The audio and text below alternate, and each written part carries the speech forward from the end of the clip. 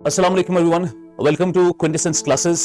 तो क्विंटेसेंस अपना पहली बार कश्मीर में मेंटरशिप सेशन और मेंटरशिप का पूरा एक साल का प्रोग्राम लेकर आ रहा है, जिसमें जितने भी बच्चे खुद से पढ़ना चाहते हैं, सेल्फ स्टडी करना चाहते हैं, लाइब्रेरी में पढ़ना चाहते हैं, लेकिन उनको हैंड होल्डिंग चाहिए, उनको गाइडेंस चाहिए, उनको टेस्ट चाहिए, उनको कंटिन्यूस मेंटरिंग चाहिए, उनको पता होना चाहिए कि वैल्यू एडिशन कैसे इस्तेमाल करना है अपने आंसर्स में, उनको पता होना चाहिए कि आंसर राइटिंग की एनरिचमेंट कैसे करनी है, नोट्स को बेहतर कैसे बनाना है, कंटेंट कहां से पढ़ना है। ये सारी चीजें इस मेंटरशिप प्रोग्राम में हम आज शुरू कर रहे हैं, जिसका नाम है क्विंटेसेंस 360।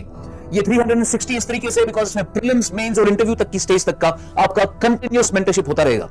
अब ये हम पहली बार one on one mentorship programme शुरू कर रहे हैं। ऑनलाइन ऑफलाइन दोनों केसेस में ये पॉसिबल है, आप आ सकते हैं इसमें, और ये आपका शुरू हो चुका है। Hello everyone, welcome back to the series of general studies discussion. अभी केएस का जो मेंस एग्जाम हुआ है उसमें ऑलरेडी जीएस जनरल स्टडीज 1, 2, 3, 4 सारे आपके कवर हो गए हैं, और इसमें हमने 2 पेपर्स का डिस्कशन किया था। उसमें मैंने कुछ क्वेश्चंस का आपको एग्जांपल दिया that how if you are preparing and analysing your previous year questions, और प्रीवियस ईयर क्वेश्चंस के एनालिसिस से और कीवर्ड के इंटीग्रेशन से, करंट अफेयर के इंटीग्रेशन से कैसे आप आधे से ज्यादा पेपर पहले से प्रिडिक्ट कर पाते। ये उसी का एग्जैक्टली मैं आपको डॉक्यूमेंटेशन दे रहा हूँ अलॉन्ग विद सम स्क्रीनशॉट्स, जिसमें मैं आपको बताऊंगा जो हमारे प्रेप प्लस के डॉक्यूमेंट्स हमने स्टूडेंट्स को दिए जो हमारे मेंस प्रोग्राम में, मेंटरशिप प्रोग्राम में थे, प्लस जो हमने प्रैक्टिस टेस्ट उनको दिए जिसमें हमने उनको प्रोबेबल क्वेश्चंस दिए थे, प्लस जो हमने टेस्ट सीरीज कंडक्ट की थी सेक्शनल और जो फुल लेंथ थे, उनके कॉम्बिनेशन से आप कितने सारे क्वेश्चंस पहले से प्रिडिक्ट कर सकते थे, जिसमें काफी सारे क्वेश्चन डायरेक्ट है, डायरेक्ट वर्डिंग वैसी ही है जैसे हमने अपने क्वेश्चंस में दिया था, और काफी सारे क्वेश्चन से आप इन्फ्रेंस ले सकते थे। तो जैसे मैं आपको पहला क्वेश्चन बताऊं, अभी मैं जीएस 3 की बात कर रहा हूं, ये जनरल स्टडीज 3 है जिसमें पहला ही डिस्कशन हम इकोनॉमी का करेंगे।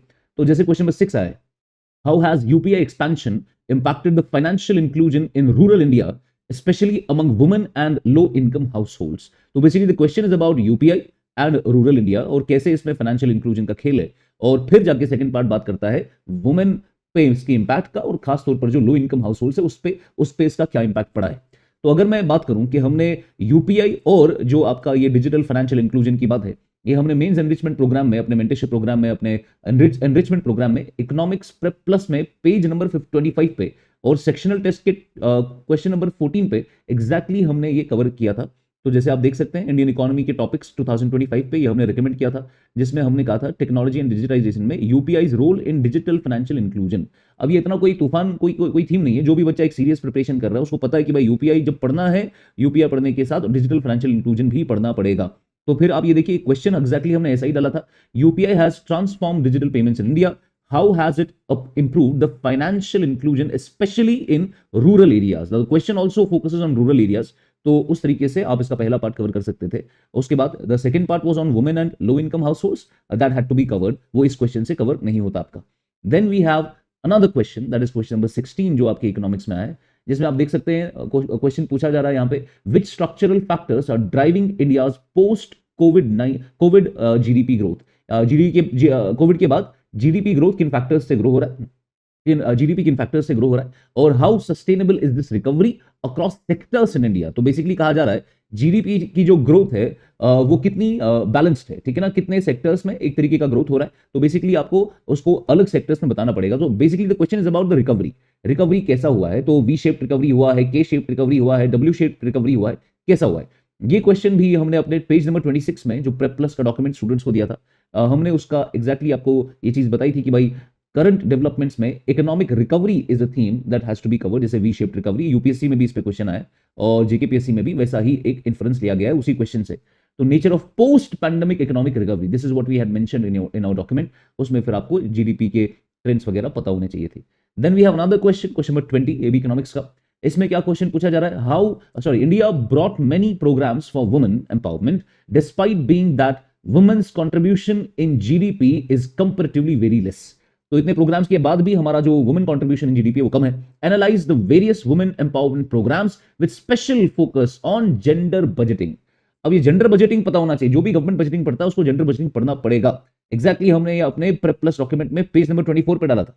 तो यहां पर आप देख सकते हैं इंक्लूसिव ग्रोथ लिखा है और उसके नीचे जेंडर बजटिंग एंड मिशन शक्ति, और उसके नीचे हमने आपको वुमेन एम्पावरमेंट और केयर इकोनॉमी का रेफरेंस दिया था।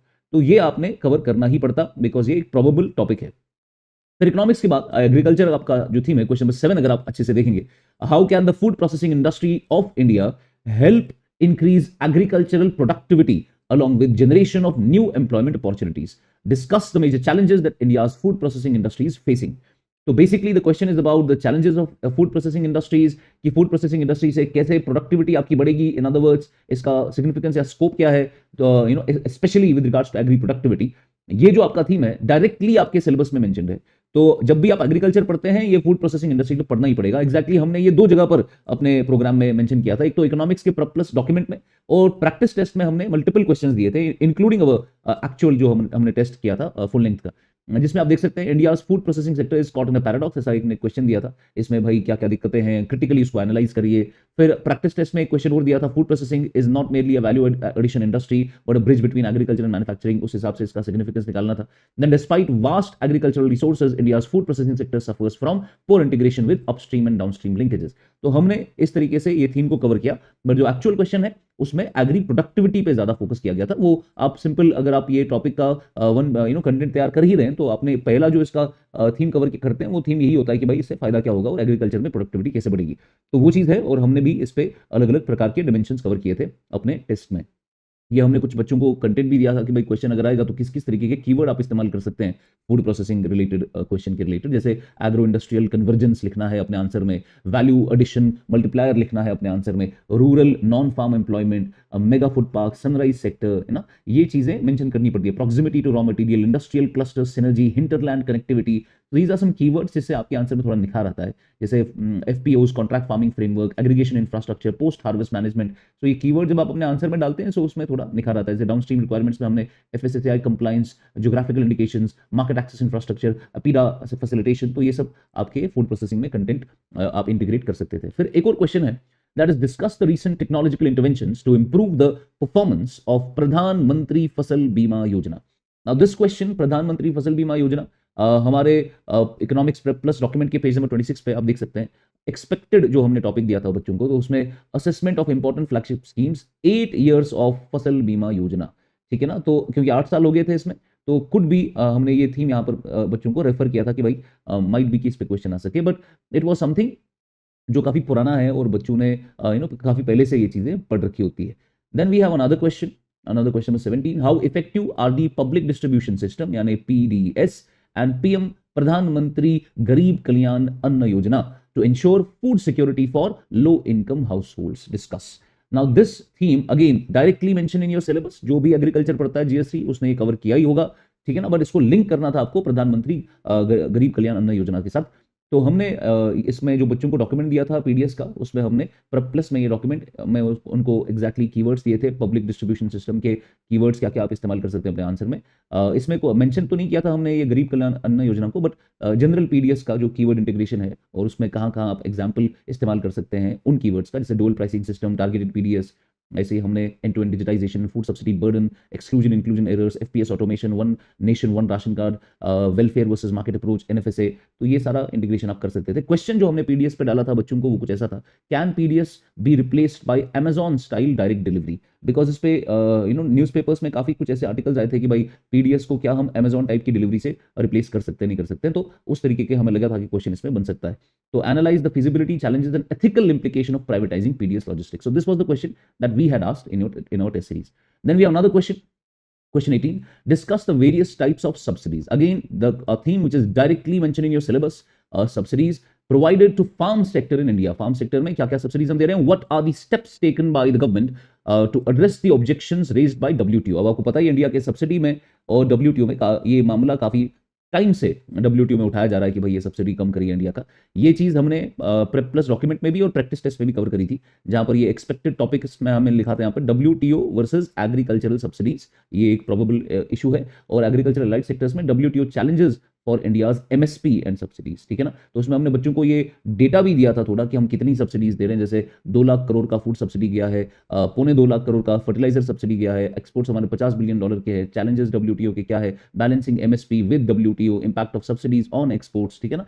तो ये सब आप देख सकते हैं इसमें हमने यहाँ पर एमएसपी के रिलेटेड और सब्सिडीज के रिलेटेड ये यहाँ पर कीवर्ड्स भी दिए थे बच्चों को। इनपुट सब्सिडी डिस्टॉर्शन क्या होता है, एमएसपी प्रोक्योरमेंट गैप क्या है, एनबीएस क्या है, इम्प्लिसिट सब्सिडी ट्रैप क्या है, ठीक है ना। तो इस तरीके से green box subsidies, price signal distortion, dead weight loss of subsidy, MSP coverage disparity, unequal subsidy incident, these are keywords, you have to mention them in your answers. Cost plus pricing model, MSP, WTO, tension, exactly ये चीज ही इसी पे question आया था आपका। तो ये आपका आइडिया है इस पर्टिकुलर थीम का। Then we have science and technology, आप देख सकते हैं कि discuss the significance and contribution of India semiconductor mission. अब ये क्वेश्चन पे सेमीकंडक्टर मिशन उसी GS3 के प्रैक्टिस टेस्ट में यहाँ पर थोड़ा इसको मेंशन किया गया था कि भाई इंडिया सेमीकंडक्टर मिशन को थोड़ा गो थ्रू करना पड़ेगा आपको। ऑल्दो हमने इस पे कोई क्वेश्चन नहीं डाला था बिकॉज ये 22 का टॉपिक है, अभी चल रहा है 2025, but JKPSC has this tendency कि भाई 2-3 साल पुराने टॉपिक्स भी पूछे जाते हैं। Then we have another question: how can India improve its R&D ecosystem to become a global leader in innovation? Now the question is about R&D and innovation, ठीक है ना। तो इनोवेशन में हम आगे कैसे बढ़ेंगे और R&D को कैसे आगे बढ़ाया जाएगा, R&D की मदद से इनोवेशन कैसे आगे बढ़ेगी, ये एग्जैक्टली हमने सेक्शनल टेस्ट में ऐसा ही एक क्वेश्चन पूछा था। आप देख सकते हैं, India's innovation coefficient will determine its future, explain this statement, what do you think are the challenges in the R&D ecosystem in India? ठीक है, so this question has been you can directly, if you have prepared this question, you could have easily done the question that actually came in the exam. Then you have another question, ये भी science and take का question है, agentic AI पे question आया है और उसको बताया गया how is it different from AI agents. हमने अपने प्रेप प्लस डॉक्यूमेंट में AI एजेंट तो कवर कर लिया था, पर ये एजेंटिक AI कवर नहीं हुआ था, दिस वाज समथिंग न्यू। तो वो चीज आप डायरेक्टली हमारे डॉक्यूमेंट से कवर नहीं कर पाते, तो ये क्वेश्चन आप नहीं कवर कर पाते even if you had studied this document. Then you have another portion that is environment. तो एनवायरमेंट में देख सकते हैं आप, deep sea mining stands at the intersection of technological progress and environmental responsibility. So the question is about deep sea mining, और deep sea mining में दो themes है बेसिकली, जिसमें पहला थीम है कि भाई टेक्नोलॉजिकल प्रोग्रेस कैसे होगा इससे, और दूसरा थीम है इसमें एनवायरमेंटल सस्टेनेबिलिटी का कैसा ख्याल रखा जा सकता है डीप सी माइनिंग के साथ। एग्जैक्टली आप ऐसे ही सवाल देख सकते हैं हमारे GS3 के फुल लेंथ टेस्ट में, जहां पर हमने मेंशन किया था क्वेश्चन नंबर 7 में, can the deep ocean mission help India become a blue economy. तो basically this is a concept of progress, ये ब्लू इकोनॉमी में कैसे आपका टेक्नोलॉजिकल इकोनॉमिकल प्रोग्रेस होगा, then while ensuring marine ecosystem sustainability. So this is an environmental thing. तो वही चीज progress और एनवायरमेंट में डीप सी माइनिंग का एक क्वेश्चन है, तो ये 10 मार्कर हमने अपना फुल लेंथ टेस्ट में डाला था। Then you have another question that is write an essay on the substantial outcomes and challenges of COP29। अब ये करंट में था आपका, सो ये हमने प्लस में बताया था स्टूडेंट्स को, ये COP29 तैयार करना पड़ेगा आपको। तो COP29 देख सकते हैं हमारे डॉक्यूमेंट का स्क्रीनशॉट है, जहां पर COP29 के आउटकम्स हमने बच्चों को बताए थे। $300 बिलियन का इसमें क्लाइमेट फाइनेंस जाएगा, carbon market mechanisms, India's advocacy at COP29, तो ये सब तो बच्चे ने कवर कर ही लिया होता है, ये तो आप करंट अफेयर से भी सीधा कर सकते हैं।